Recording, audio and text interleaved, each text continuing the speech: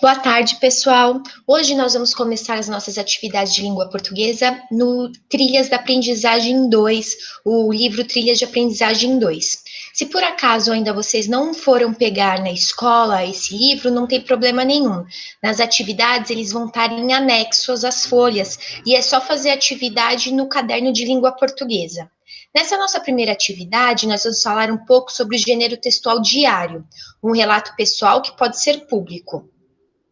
Essa página que eu vou ler para vocês está lá na página 13. Você já deve ter ouvido falar em diário, talvez já tenha lido ou até escreva um diário. Um diário é uma maneira de registrar coisas íntimas, sentimentos, emoções, pensamentos, vivências, ou seja, é um texto pessoal que não tem a intenção de ser compartilhado, pois normalmente o leitor é o próprio escritor. No passado, os diários tinham uma característica muito peculiar. Eram muitas vezes sigilosos, guardados com cadeados. Na modernidade, talvez essa intenção de que o diário seja apenas para o próprio escritor tenha se modificado, pois temos visto uma crescente de blogs que são espécies de diários em que os proprietários publicam textos pessoais, mas como são públicos, as pessoas podem ver os conteúdos e acompanhá-los. Os diários podem revelar-se importantes documentos históricos ou testemunhos de uma determinada época ou acontecimento. Um exemplo são os diários que se tornaram registros de guerra, como o diário de Anne Frank. E aí, esse diário, além de ter livros sobre essa história, também existe filmes a respeito e outros relatos a respeito dessa história do diário de Anne Frank.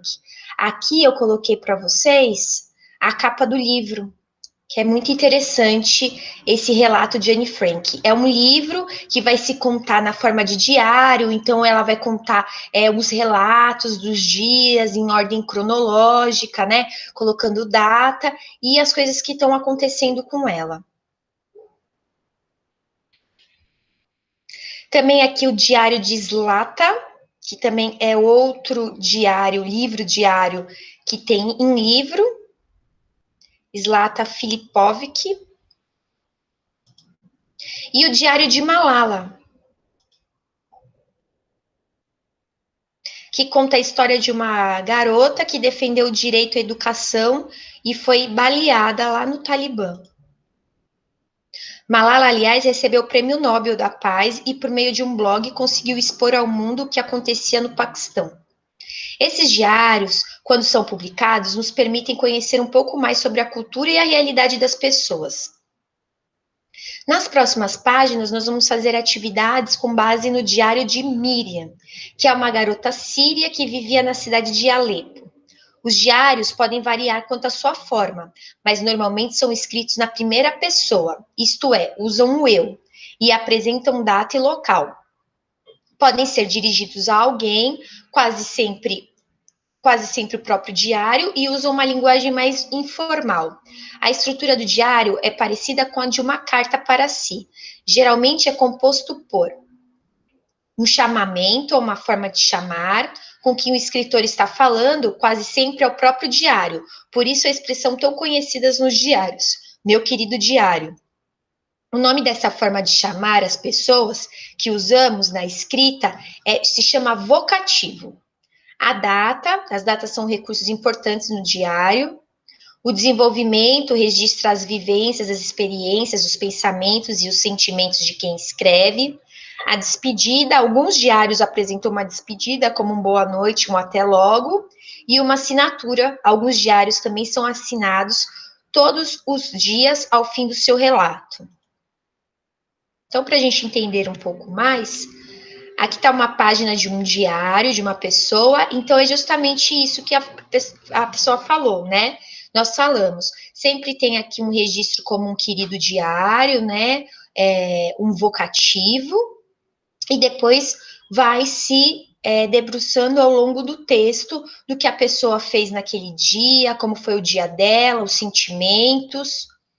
E no final, aqui nesse caso, tem uma despedida, e nesse caso aqui não existe uma assinatura, mas em muitos casos existem. Então, quais são as principais características dos diários? Elas são caracterizadas por serem os relatos pessoais, por ser histórias verídicas, ou seja, a pessoa vai contar aquilo que ela está sentindo, aquilo que ela passou naquele dia, vai registrar acontecimentos, sempre escrito em primeira pessoa, ou seja, sempre escrito eu, né? Como a pessoa vai contar essa história sempre em primeira pessoa. Os registros, eles têm uma ordem cronológica, ou seja, eles começam de um passado e vão vindo até uma parte mais recente daquele registro.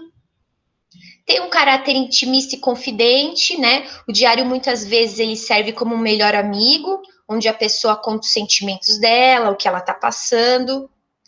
Subjetivo e espontâneo, subjetivo no sentido de contar aquilo que a pessoa é, como ela está se sentindo e ter a espontaneidade de se expressar nesses relatos. É uma escrita confessional, ou seja, a pessoa está contando o que aconteceu, né? Com vocabulário simples, ele não tem um vocabulário rebuscado. Há a presença do vocativo, que é esse chamamento inicial de um querido diário, uma linguagem formal e normalmente os textos são assinados.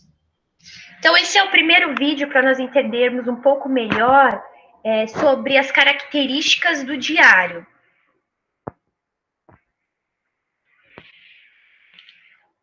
No nosso próximo vídeo, nós iremos relatar mais sobre a leitura dos textos que vão vir a seguir.